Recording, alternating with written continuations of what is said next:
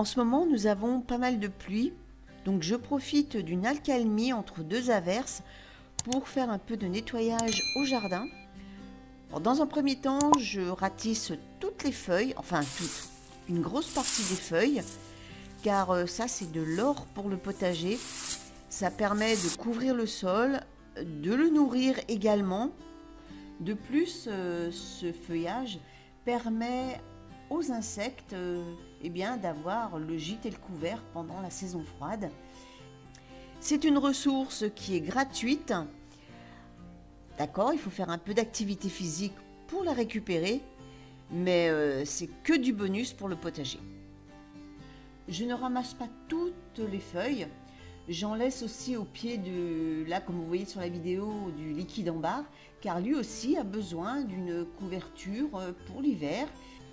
Je me dis que puisque cet arbre perd ses feuilles l'hiver, c'est que, elles ont un rôle à jouer pour lui durant la saison froide. Donc je dois lui laisser une partie de ce feuillage pour lui.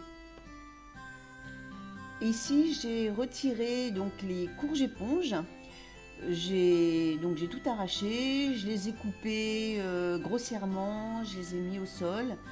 Et ce feuillage va recouvrir tout cet amas végétal que j'ai déposé et ainsi protéger le sol et le nourrir pour la saison prochaine.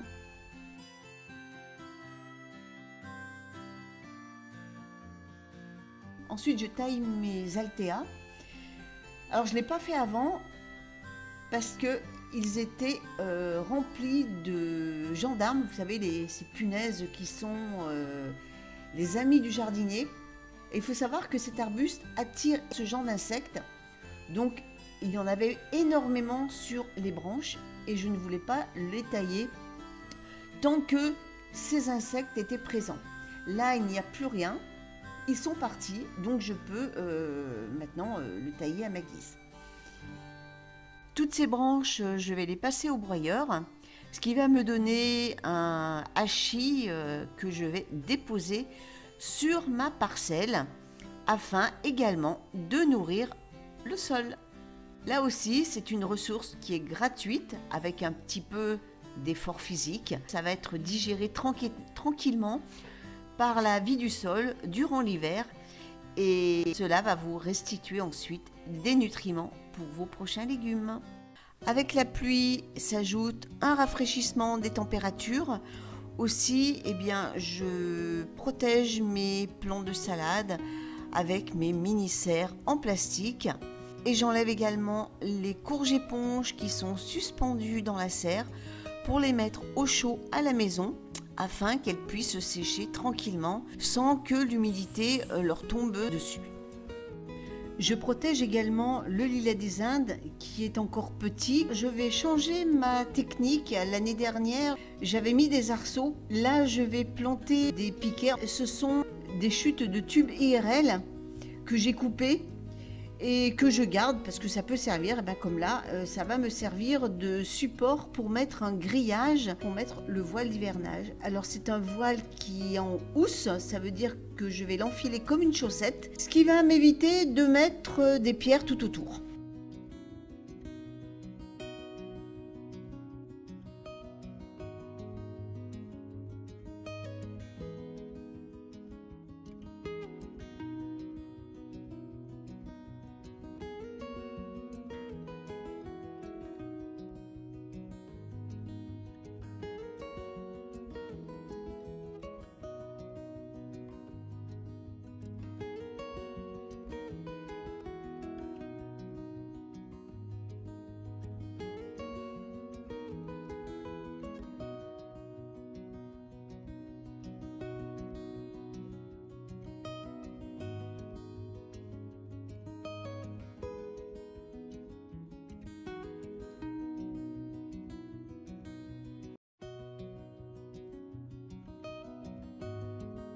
J'ai mis du grillage au-dessus au cas où on aurait de la neige et que ça vienne creuser le milieu. Alors je sais, j'aurais dû le mettre dessous, mais je m'en suis aperçue après coup et j'avais pas envie d'enlever les voiles que j'avais déjà posés. J'ai une courge éponge qui est prête à être transformée. Le petit truc pour savoir si elles sont prêtes, il faut qu'elles soient légères, qu'elles soient sèches et qu'on entende les graines quand on la secoue.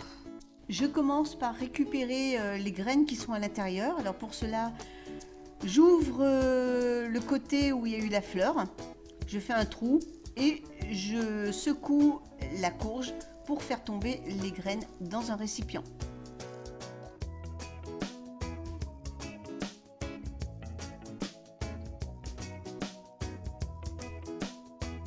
Rien qu'avec une seule courge, eh bien, je peux récupérer une bonne quantité de graines. Je pourrais les ressemer l'année prochaine. Je réhydrate la courge dans de l'eau tiède. Alors celle-là, elle est particulièrement grande et ni elle tient dans ma bassine ni dans l'évier. Donc je suis obligée eh bien, de m'adapter et de la réhydrater avec mes mains.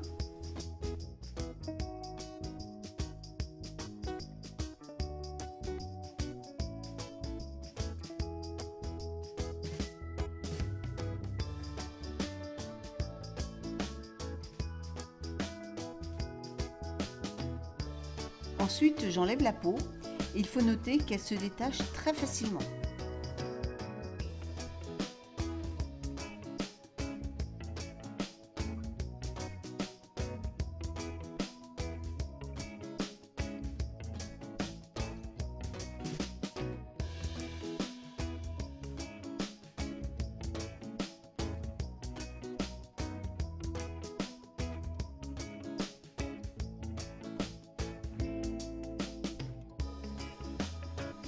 Ensuite, je la rince rapidement, histoire d'enlever des petites impuretés qui pourraient se trouver à l'intérieur.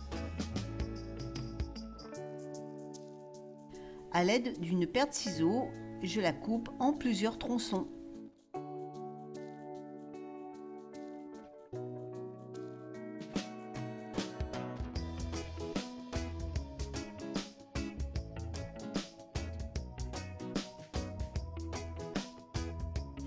Avec une seule courge, je peux avoir 4 belles éponges.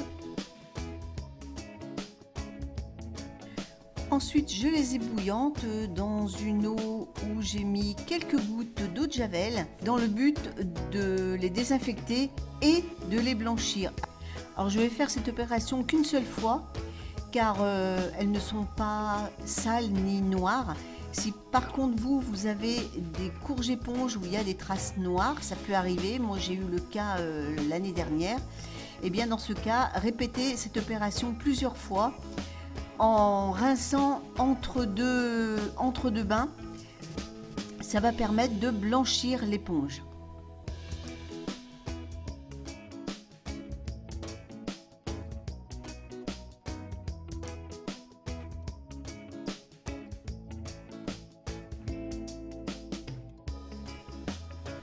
Ensuite, je les rince à l'eau froide.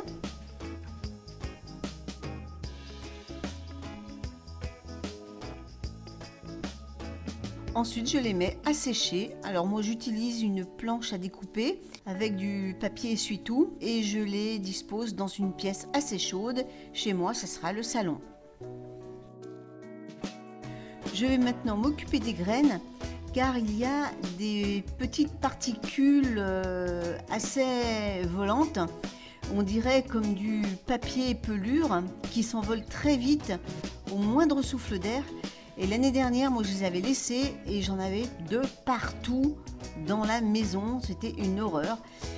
Donc là cette année, eh bien, je vais faire ça dans la cuisine, je vais les débarrasser de ces pelures pour pouvoir les stocker dans mes petits tubes.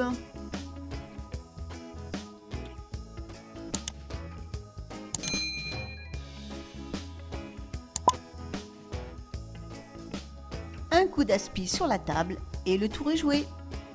C'est sur ces images du lac de Charvieux que je vous quitte. J'espère que cette vidéo vous a plu et on se donne rendez-vous dimanche prochain pour un autre sujet. Salut tout le monde!